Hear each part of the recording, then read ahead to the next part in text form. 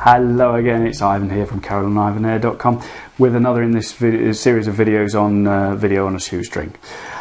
All of these videos so far have been just delivered straight to camera. I've just had a vague idea of what I wanted to say before I sat down, and some of you might be thinking, yeah, very vague, but I've had a vague idea of what I wanted to cover in that particular video, and I've just talked straight to camera.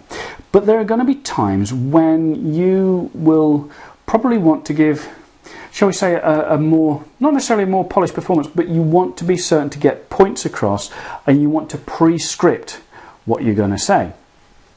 Now, you've probably seen some videos online where people have clearly written out what they're going to say, printed it out or whatever, and stuck it there or near the camera somewhere. So they spend the whole time talking to the camera like this, and they're clearly reading a script because they're not looking at you over there.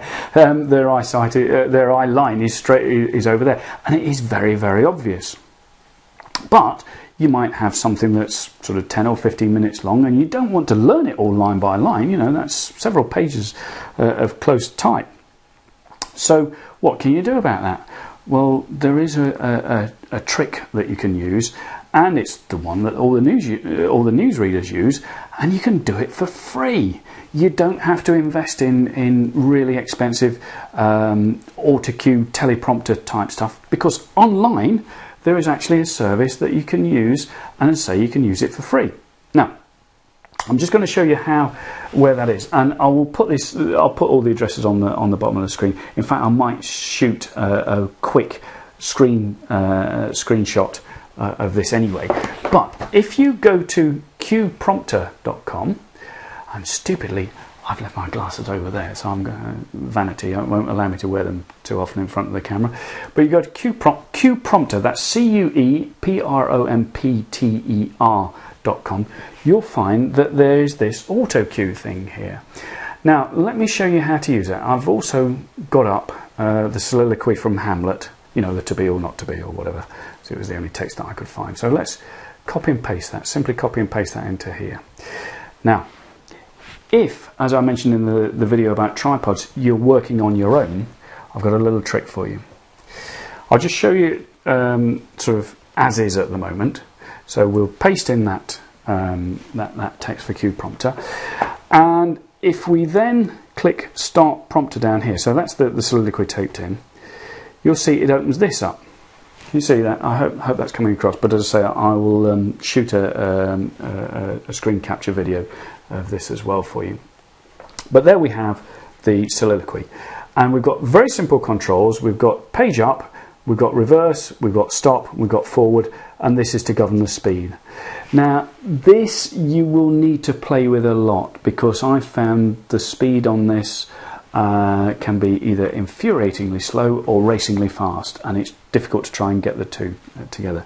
Now, the trick that I use is I space if I know that it's sort of very, very slow or very, very fast, I'll try and put more or fewer spaces between each of the paragraphs to allow me to catch up or to race ahead. So all you do to get this going is, oh, by the way, the settings I've found most useful are numbers 4 and 5, the speeds, but we'll start off with 5, and you'll see all you do is click forward and away it goes. Now, you're probably thinking, well, that's all very well and good, but how does that help me? I'll just grab Carol's camera here again, and what I do is I tend to sit my laptop on a filing cabinet, which is directly behind where the camera is at the moment. If I'm using the auto cue, I sit my laptop on the filing cabinet, and my camera is about here, and so I'm looking directly over my camera. Yeah, and I don't take my eyes from this. I don't flip my eye line between here and here, because then it becomes very obvious. If you just look here and just read here, it won't be obvious. It will look as though you're looking directly into the camera. So just line up, make sure your camera is on the tripod and lined up with this directly behind it. Now, I did say that there was a little trick that I sort of devised that helps me enormously if I'm here on my own. So if you're on your own, which quite often you are when you're doing this, you want time to get back round in front of the camera before the speech has disappeared out. So what I do is I type in here the numbers 10, 9, 8, 7, 6, 5, 4, and I have a double carriage return between each one. So if we hit start prompter again, you'll see that we've got the 10, 9, 8, etc. there, and if we just we'll click on speed 5, hit forward, and you'll see that starts to scroll up. Now that would give me plenty of time, having pressed record, to get in position here, smiling at you lovely people there, and I can read the cue prompter, which will be sitting directly behind the camera, remembering all the time to look just above the camera where the writing's scrolling up, not flitting my eye line between the two, because then it gets very obvious. Hope that helps. Nice little trick there, and again, that's a free one, so you can't say you can't afford that one. I'll see you in the next video.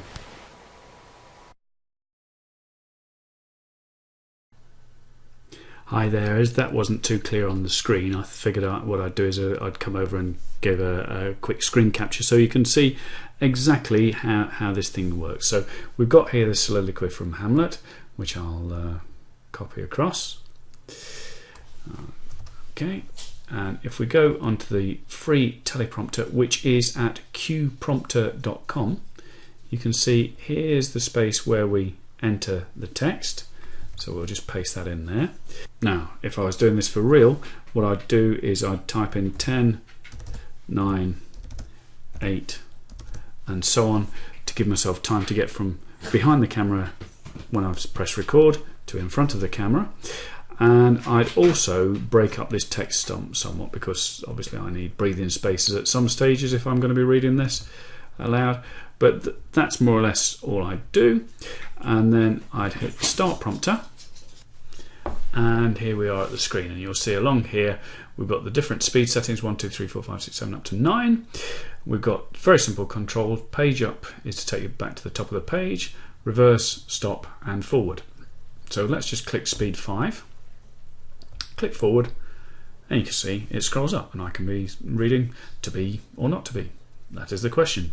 Well, it is nobler in the mind to suffer the slings and arrows of outrageous fortune, and so on and so forth. I mean, obviously I'm not going to go through the whole of that, because those of you who are Shakespeare scholars will know that goes on for quite a while.